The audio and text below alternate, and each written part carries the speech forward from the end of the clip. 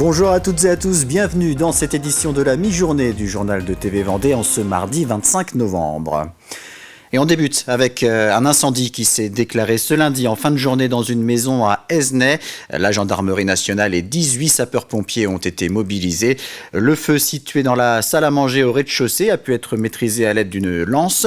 Une femme de 70 ans en arrêt cardiaque a été retrouvée dans l'habitation.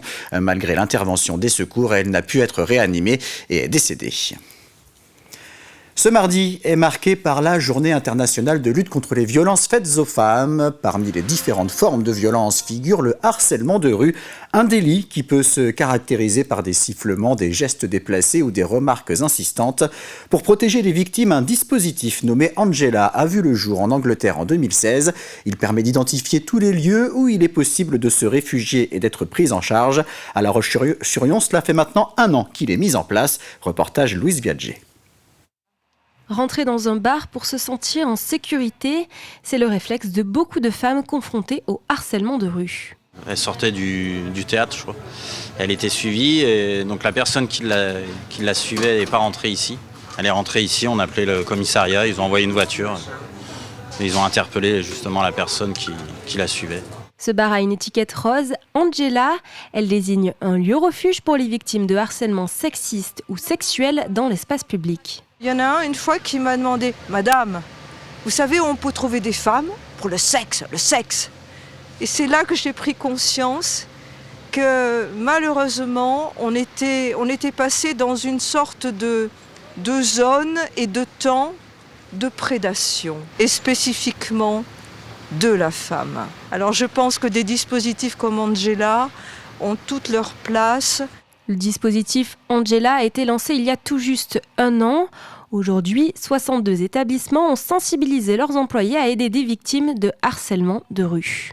Il doit l'accueillir dans un lieu un peu à l'abri des clients, pouvoir l'asseoir, lui demander s'il y a besoin de passer un coup de fil, le rassurer, écouter, être à l'écoute de ses premiers moments d'insécurité et puis de pouvoir lui poser d'éventuelles questions sur une personne à appeler pour venir la chercher et si besoin, s'il y avait besoin, même d'aller vers les forces de l'ordre et appeler la police. Selon une évaluation de la ville faite auprès des établissements partenaires, le dispositif a été utilisé à 3 reprises depuis sa mise en place. La nécessité aussi, c'est d'avoir des lieux qui couvrent un maximum d'amplitude. D'où des commerces, des bars, les cinémas, vraiment un ensemble, nos services municipaux bien entendu, aussi le service de bus, donc Impulsion, et qui là du coup rayonne sur l'agglomération. La loi réprime le harcèlement de rue d'outrage sexiste ou sexuel. Il est puni de 1 500 € d'amende. Si vous souhaitez inhumer votre animal décédé, c'est possible, mais uniquement à La Roche-sur-Yon. La préfecture vendéenne est la seule collectivité du département à avoir mis en place un cimetière animalier. Il est situé à proximité du cimetière de la Perronnière, rue Georges Mazurel, et dispose d'un espace de près de 6000 m² qui pourra à terme regrouper 200 emplacements. Il est ouvert à toutes les espèces d'animaux jusqu'à 40 kg. Les familles peuvent y inhumer leurs compagnons en pleine terre, dans un contenant adapté, ou y déposer une urne après crémation. Alors capacité, on a 2 possibilités. On a des petits emplacements pour des animaux de, on va dire 80 par 80 cm. Et on a un petit peu plus loin, 1,20 m par 80 pour les animaux de plus... Enfin, on va jusqu'à 40 kg. Pas plus. Après, si on veut les faire crématiser, parce que c'est de plus en plus souvent qu'on crématise un animal, comme les humains d'ailleurs. Donc on a 2 tarifs.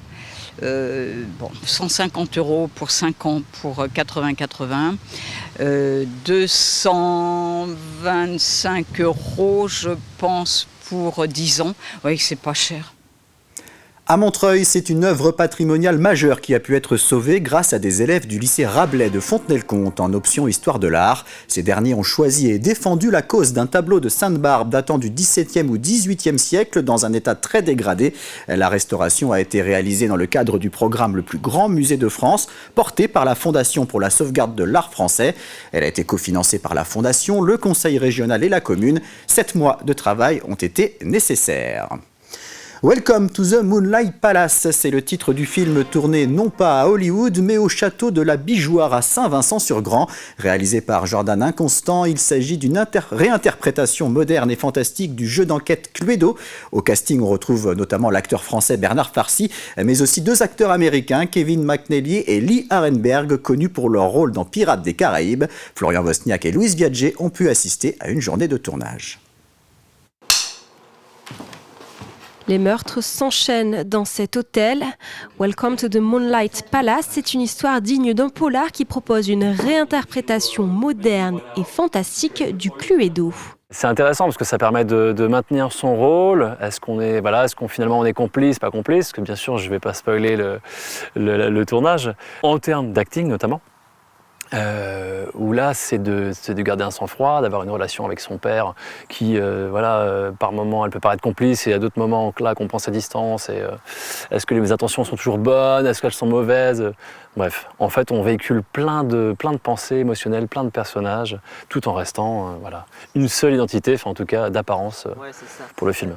Jordan Inconstant, le réalisateur, a choisi le château de la Bijoire à Saint-Vincent-sur-Grand, une bâtisse du 19e siècle qui donne autant le ton au film que les costumes et le caractère des personnages. Des acteurs américains ont traversé l'Atlantique pour participer au tournage. L'avantage, c'est qu'on a vraiment un brassage. Comme c'est censé être dans un hôtel de luxe, il n'y a pas que des Français. Il y a des Américains, il y a d'autres... il y a des accents. Et là, pour la première fois, en plus, Kevin McNally et Lee Arenberg jouent en français.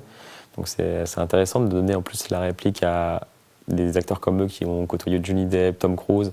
Et là, dans ce contexte-là, vous donner la réplique au doubleur de Johnny Depp ou à Bernard Farcy. C'est original et à la fois intéressant. Toute l'équipe de ce court-métrage a vécu en huis clos pendant une dizaine de jours.